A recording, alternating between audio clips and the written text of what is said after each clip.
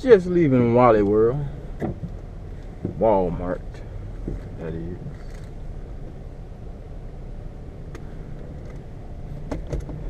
Headed to the house. Gonna get ready for these college football games.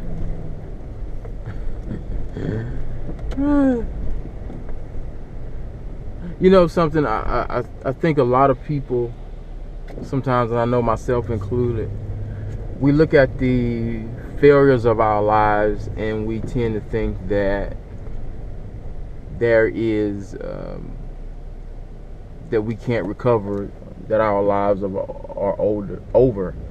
And one of the things that separates winners from losers is the fact that a winner is determined to win, and even when they lose, they basically have amnesia and they keep pushing. There are two prime examples of this in sports. There are two that, now mind you, there are many, but these particular two have made a very, very large impact in their particular areas or their particular levels. One is Nick Sabin at Alabama, and the other one is Bill Belichick for the Patriots. And many people will say, well, why would you say Belichick? He's been around certain scandals here, there, and whatever. But let's really look at it. And I'll start off with Nick Sabin. Nick Sabin left LSU after winning a national championship, mind you. And after having probably, and at that time he won it, was right when the SEC started taking over. Because right after LSU won it, right around that time, Urban Meyer's program at Florida started just taking off.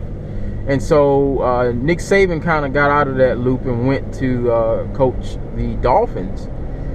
And let's just say he wasn't as successful. He didn't do too well, to say the least. He was no Don Shula, you know what I mean? And I don't think he would necessarily consider that a failure. Many pundits would probably, say, oh, he failed at that, or he screwed that up, or he did this, or he did that, and he didn't do this right, and da-da-da-da. But he shook it off. And when the opportunity presented himself to get back to what he knew, what he was familiar with, and probably what he loved in the first place, he took that opportunity. And look at where he went. He didn't go to Podunk College #1. He went to arguably one of the most prestigious programs in college football, Alabama. You don't go to Alabama unless you determined to win. You don't go to Alabama unless you're going to do some miraculous things, because that's Alabama. That's Bear Bryant. Every coach that has come after Bear Bryant, and there's only been one to take them to a national championship outside of Sabin's, you've got to live under the shadow of Bear Bryant, who's been dead for two decades, 2.5 decades. You've got to live with that. You got to understand that. You got to know that. You got to walk by that statue. You got to walk by his name on buildings. You got to walk by people he coached. You got to live up to Bear Bryant, not Alabama, not the University of Alabama, not the state of Alabama. You've got to live up to Paul Bear Bryant won. And once you can live up to what Paul Bear Bryant done, then you live up to the state of Alabama. Then you live up to Alabama University. Then you live up to the alumni. Then you live up to all that. But the first order of business in coming in Alabama is living up to Bear Bryant.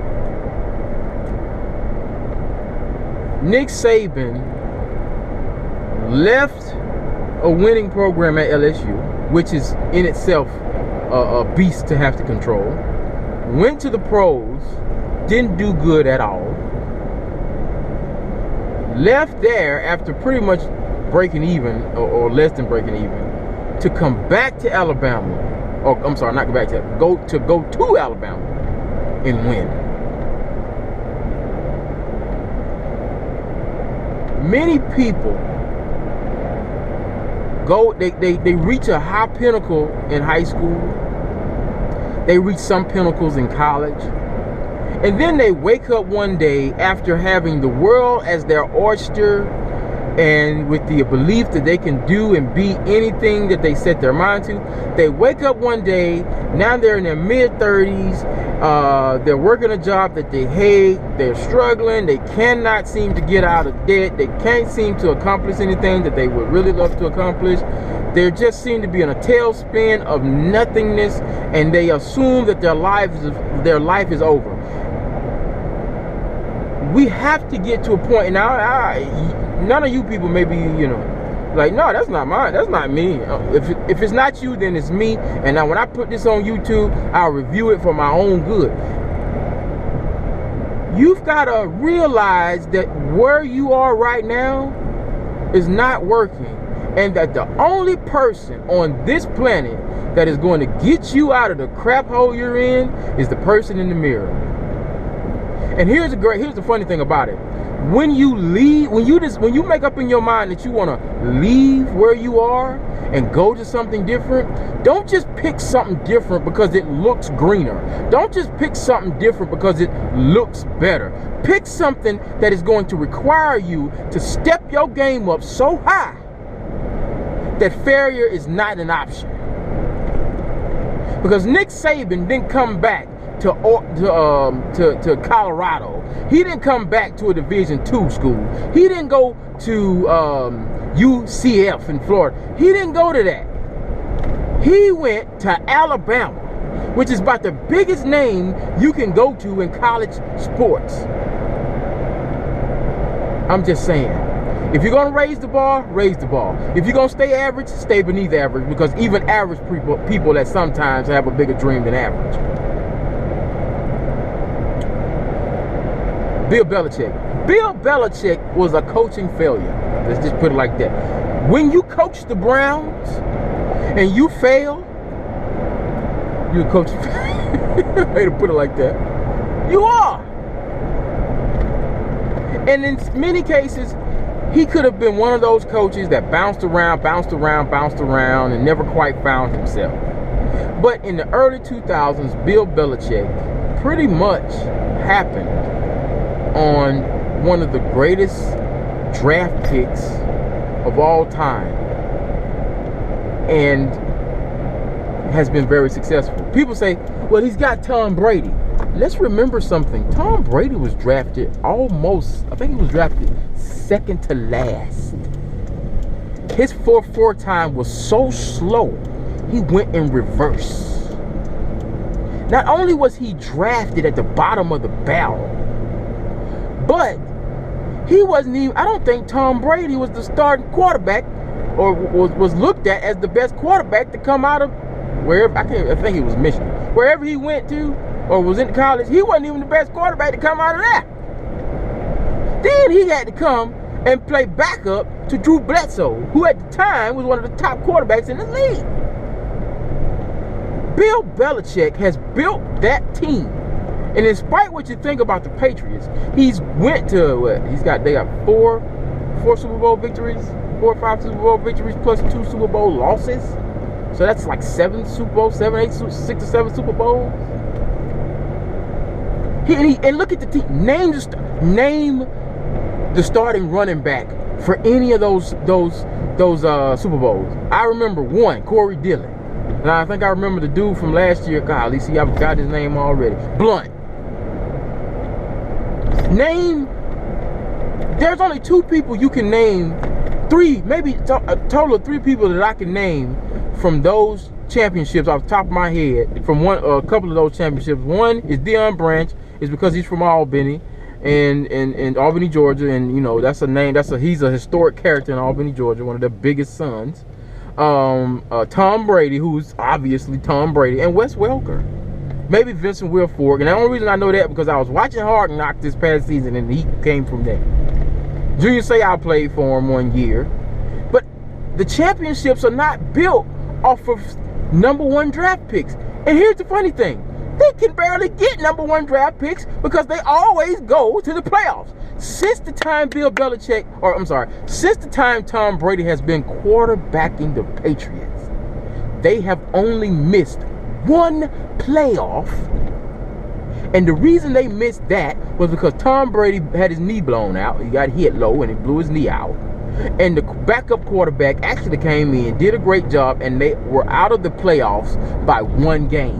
That was the only year that they've not been in the playoffs. They've been in the playoffs for a decade plus.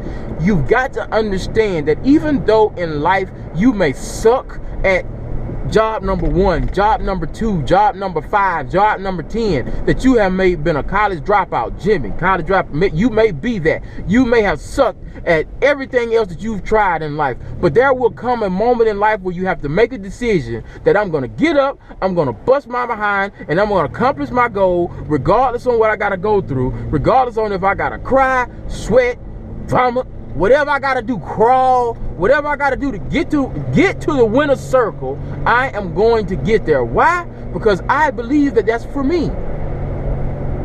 People say, Jimmy, man, how are you a Yankees fan? You've never been to New York. How are you a Yankees fan? You're not from New York. How are you a Yankees fan? You just like winners. What's the problem with liking winners? Muhammad Ali is the greatest boxer of all time. Why? Because he was a freaking winner.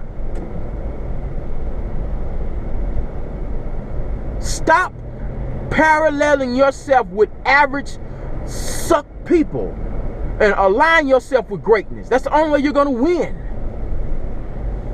But you say, them my homeboys. Nobody give a crap about them and your homeboys. If you want to be successful and your homeboy just want to sit around, make babies, don't work, eat off the government, eat off this food stamp card, if that's what your homeboys want to do and that's who you want to be around, well, guess what? You're going to be just like them. Nothing. I ain't saying don't go over there and say, hey, that's my homeboy. I fool with you because you still my dude. But that can't be what you aspire to. Look at your circle. If everybody in your circle 300 pounds, I'm pretty sure you're close. Look at your circle. If everybody in your circle don't go work out to better themselves, guess what? I'm pretty sure you don't go work out to better yourself either. Look at your circle. If your circle ain't got a man, I'm pretty sure if you either don't have a man or on the verge of not having a man.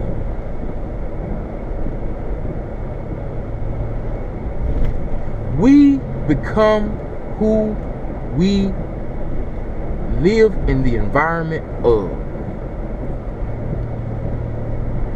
We take on the broken spirit of who we associate with on a regular basis.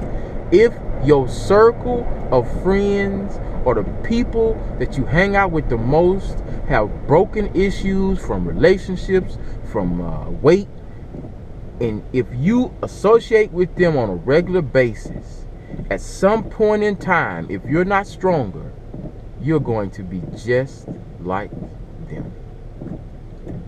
You're going to be the follower instead of the leader. Because here's the funny thing. When you start doing better, your circle of friends will either shrink or grow. But a lot of people don't want to change because that means they're not going to have people that they can cry to when things don't go right. Because I'm going to be honest with you. What can your homegirl who can't keep a man tell you about how to keep one? What can your homeboy who got 12 baby mamas teach you about taking care of your home? He don't take care of his. If he ain't never paid child support, how the hell he gonna tell me how to be a parent? Boy, you can't tell me nothing. Pay your child support, take care of your kids, then we can have a conversation. But until then, ain't nothing we can talk about. Because your mind is not going to pollute mine because I'm trying to do better.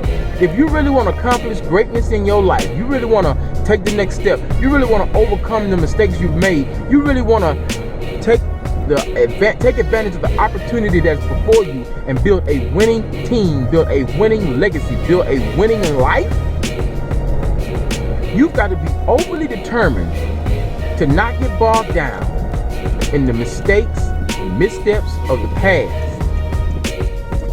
but realize that every new day that you have To reach for your greatness, you got to take advantage of it and never stop. You got to take advantage of it and never quit.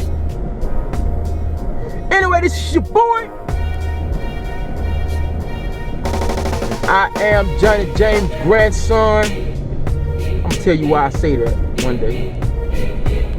This is me talking to myself. Deuces.